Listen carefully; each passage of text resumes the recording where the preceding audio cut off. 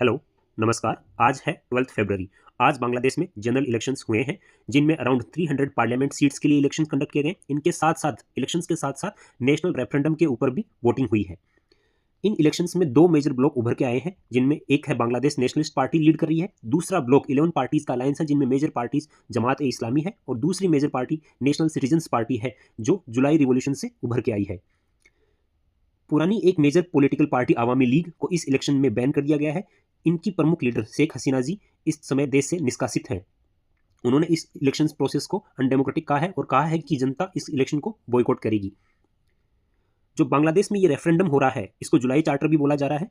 ये बेसिकली जुलाई रिवॉल्यूशंस के बाद earlier prime minister Sheikh Hasina को पद से हटाने के बाद इंटरिम गवर्नमेंट फॉर्म होती है, जिसको लीड करते हैं मोहम्मद यूनिस, और उन्होंने नेशनल कंसेंसस कमीशन का गठन किया। उस कमीशन ने 84 रिकमेंडेशंस सजेस्ट की कॉन्स्टिट्यूशन में बदलाव के लिए, और उन बदलावों पे अब वोटिंग हो रही है। बांग्लादेश की जनता इनके ऊपर यस या नो में वोट करेगी।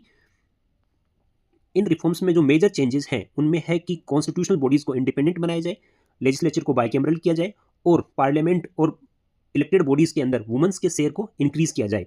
यदि जनता यस को चुनती है तो नई पार्लियामेंट इन सुधारों को 180 डेज में इंप्लीमेंट करने के लिए बाउंड होगी, और इंप्लीमेंटेशन जो होगा वो इंस्टीट्यूशंस को और स्ट्रेंथन करेगा। और यदि नो में चुनती है तो एक पार्टी के रूल की रिस्क बढ़ जाएगी। इस इलेक्शन प्रोसेस को और ट्रांसपेरेंट बनाने के लिए इंटरिम गवर्नमेंट के हेड मिस्टर यूनिस ने मोर देन 300 इंटरनेशनल ऑब्जर्वर्स को इनवाइट किया है। इंडिया भी उन ऑब्जर्वर्स में भी एक था।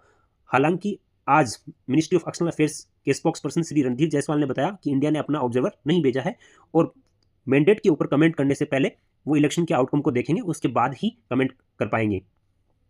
इंडिया बांग्लादेश रिलेशंस की बात करें तो इंडिया बांग्लादेश का लार्जेस्ट ट्रेडिंग पार्टनर है, और दोनों कई सारे connectivity projects as well as energy links पर एक दूसरे के साथ पार्टनरशिप कर रहे हैं। हालांकि जुलाई 2024 के बाद इस रिलेशनशिप में कुछ एम्बिवेलेंस और अनसर्टेनिटी आई है, और इस पार्टनरशिप का जो फ्यूचर होगा वो कौन सी पार्टी पावर में आती है उसके अकॉर्डिंग ही डिसाइड होगा। आप हमें फॉलो कर सकते हैं और आप अपना ओपिनियन और व्यूज़ कमेंट सेक्शन में जता सकते हैं। Thank you.